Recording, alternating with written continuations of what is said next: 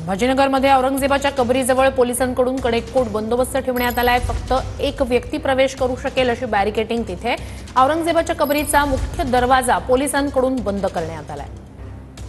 अधिक या सगळ्या संदर्भात जाणून घेऊया आपले प्रतिनिधी दत्ता कानवटे यांच्याकडून। दत्ता, परिस्थिती नेमकी आता तिथली काय आहे, तुम्ही दाखवू शकाल?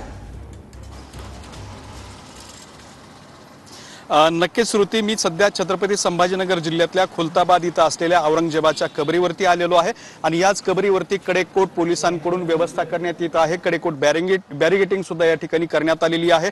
औरंगजेबाच्या कबरीकडे प्रवेश करणारा हा मुख्य रस्ता आहे। हा रस्ता तसा तुलनेनं मोठा आहे, मात्र या ठिकाणी मोठा मॉब आला तर त्यांना एकत्रितरित्या प्रवेश करता येऊ नये, फक्त एका वेळी एकच व्यक्ती आत प्रवेश करू शकेल अशा स्वरूपाची रचना या ठिकाणी बॅरिगेटिंगच्या माध्यमातून करण्यात आलेली आहे। मजबूत स्वरूपाचे रॉड या ठिकाणी आणण्यात आलेले आहेत हेच रॉड या ठिकाणी मजबूत पद्धतीने बांधलेले आहेत आणि अशी रचना जी आहे ती या ठिकाणी करण्यात आलेली आहे। आपण समोर जर बघितलं तरी औरंगजेबाच्या कबरीच्या बाहेरच्या बाजूचा सगळे हे दृश्य आहे आणि या ठिकाणी आतमधल्या बाजूला पोलिसांचा सुद्धा तगडा बंदोबस्त इथे देण्यात आलेला आहे। गेल्या 8 ते 10 दिवसापासून हा बंदोबस्त इथे ठेवण्यात आलेला आहे।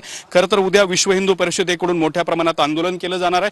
त्या पार्श्वभूमीवरती सुद्धा या ठिकाणी खबरदारी जी आहे ती घेतली जात असल्याचं आपल्याला पाहायला मिळते। औरंगजेबाच्या मुख्य कबरीपाशी सुद्धा पूर्वी खरं तर प्रवेशाची मुभा होती, मात्र आता बाहेरूनच कबरीचं पाहणी जी आहे ती इथं येणाऱ्या व्यक्तींना करावी लागणार आहे आणि त्याबरोबर इथं येणाऱ्या प्रत्येक व्यक्तीची चौकशी सुद्धा केली जात असल्याचं आपल्याला पाहायला मिळते। आपण मध्ये जर बघितलं तर ही समोरच्या बाजूला अगदी डाव्या हाताला औरंगजेबाची कबर आहे, ज्या ठिकाणी पर्यटकही येत असतात, मात्र इथे पोलिसांचा बंदोबस्त सुद्धा देण्यात आलेला आहे आतमधल्या बाजूला आणि प्रत्यक्ष कबरीपर्यंत या ठिकाणी आता प्रवेश जो आहे तो करता येऊ शकत नाही।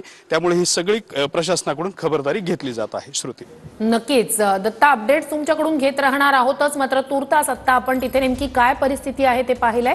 तूर्तास धन्यवाद दत्ता, तुम्ही दिलेल्या संपूर्ण माहितीसाठी।